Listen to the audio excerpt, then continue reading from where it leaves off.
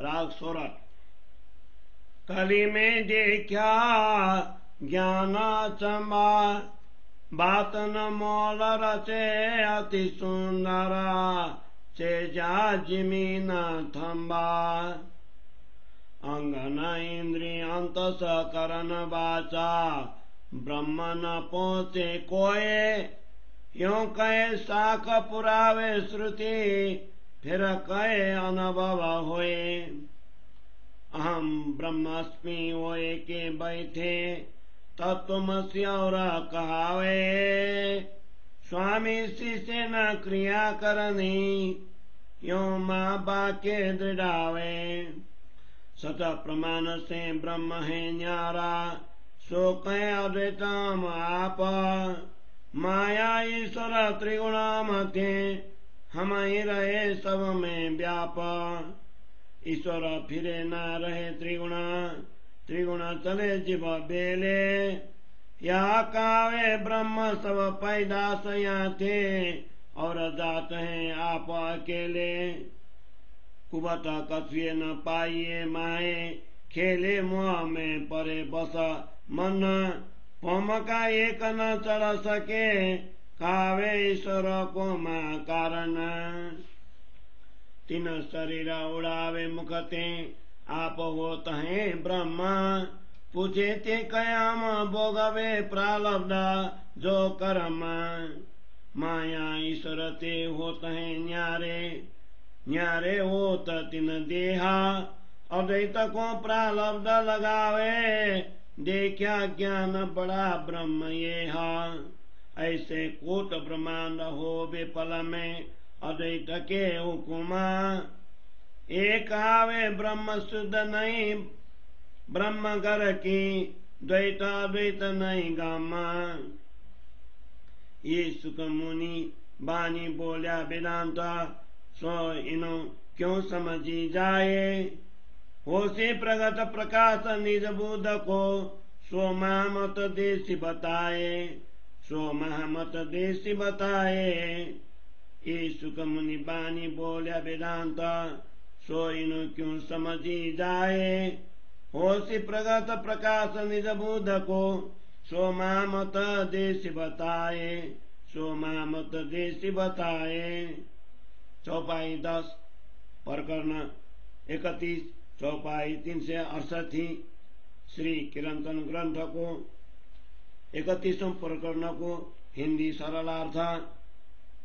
इस कलयुग में आश्चर्यजनक ठोठा ज्ञान दिखाई दे रहा है।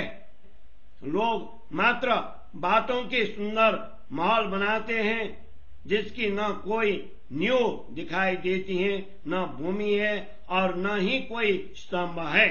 इस प्रकार ब्रह्म विषयक आधार विहीन अवधारणा इस युग में दिखाई देती है।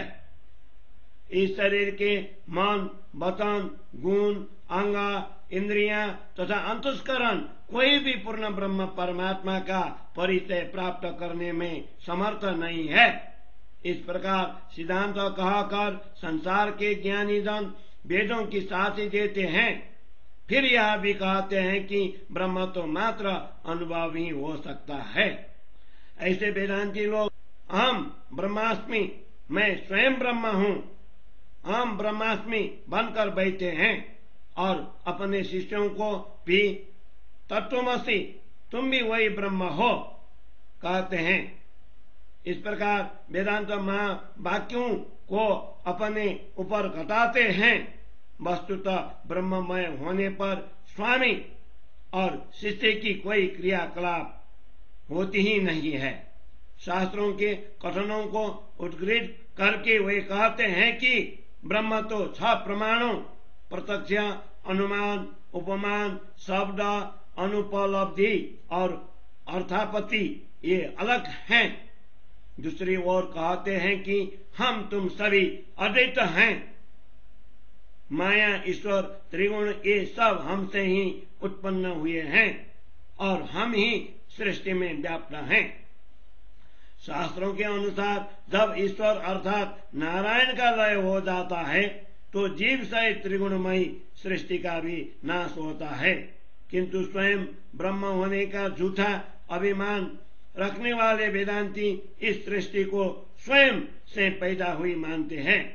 फिर भी मृत्यु के समय वे मात्र अकेले ही चले जाते हैं।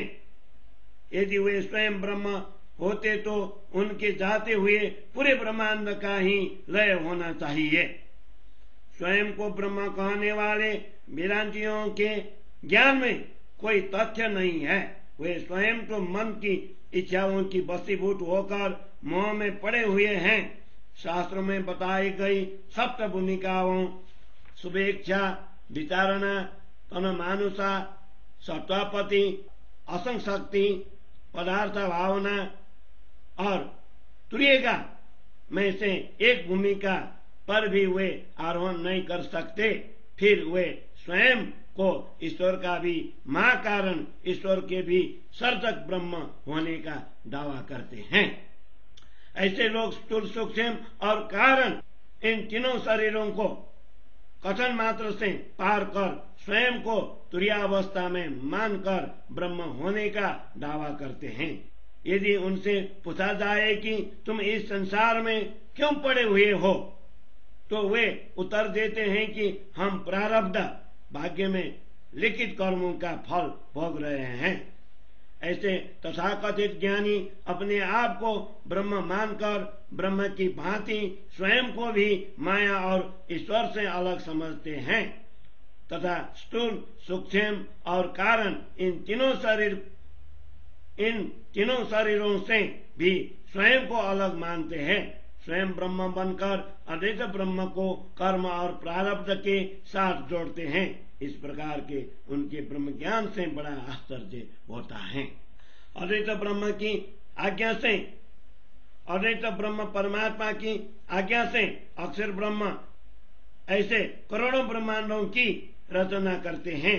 किंतु ऐसे तथाकथित वेदांती लोग स्वयं को ब्रह्म होने का दावा करते हैं, परंतु उन्हें तो परमात्मा के घर प्रेम धाम की पहचान भी नहीं है।